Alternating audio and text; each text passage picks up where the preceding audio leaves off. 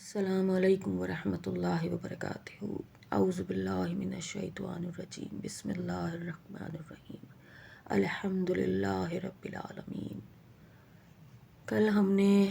نفس جہاد کے حوالے سے مقام اول کی پہلی فصل پہ بات کی تھی، اور آج دوسری فصل ہے غور و فکر۔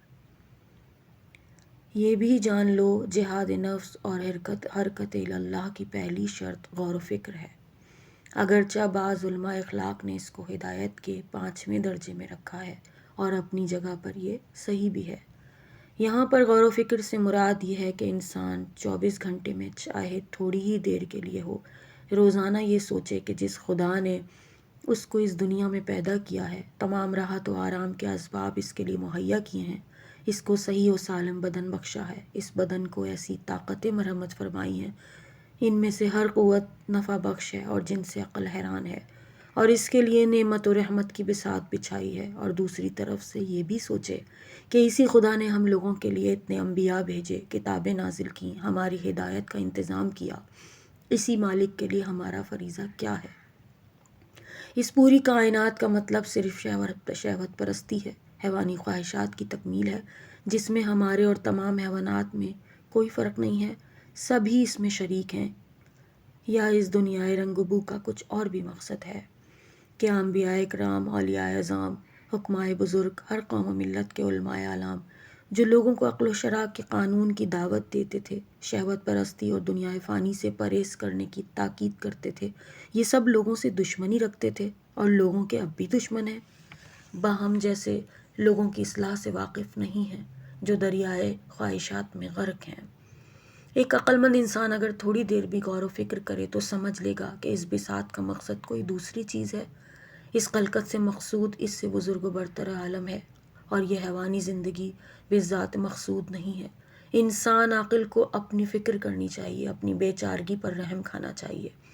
اس کو اپنے نفس سے خطاب کر کے کہنا چاہیے، اے نفس شقی و بدبخت، بہت دنوں تک خواہشات کے پیچھے تو نے اپنی عمر کو برباد کیا، اور سوائے حسرت و افسوس کے کچھ تیرے ہاتھ نہ آیا۔ کتنا اچھا ہوتا کہ تو کچھ اپنی حالت پر رحم کھاتا، مالک المملوک سے شرم کرتا، مقصد اصلی کے راستے پر 2-4 گام آگے بڑھتا، جو ہے حیات دائمی و سعادت ابدی کا سبب ہے۔ ابدی سعادت کو چند روزہ فانی خواہشات کے بدلے میں نہ بیچ، کیونکہ طاقت فرسا زحمتوں کے بعد بھی وہ تیرے ہاتھ آنے والی نہیں ہے۔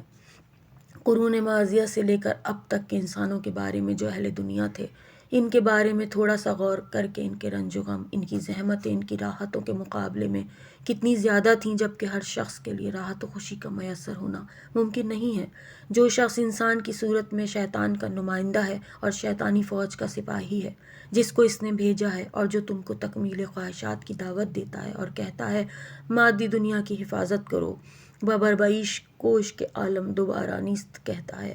ذرا اس کے بارے میں سوچو اور اس سے پوچھو کہ کیا وہ اپنی موجودہ حالت سے راضی ہے؟ ہرگز نہیں۔ کیا وہ خود تو مبتلا ہے، اب کیا وہ دوسرے کو بھی اس میں مبتلا کرنا چاہتا ہے؟ بہرحال اپنے خدا سے دعا کرو، گریہ وزاری و عاجزی سے تمنا کرو کہ تم کو تمہاری ذمہ داریوں سے آشنا کر دے، ایسی ذمہ داریاں جو تمہارے اور اس کے مابین منظور ہوں۔ میں امید کرتی ہوں کہ یہ غور و فکر جو شیطان و نفس امارہ سے مجاہدہ کی خاطر ہے، تمہارے لیے کوئی دوسرا پیدا کر دے گی، اور اس مجاہدہ سے دوسری منزل کی توفیق نصیب ہوگی انشاءاللہ۔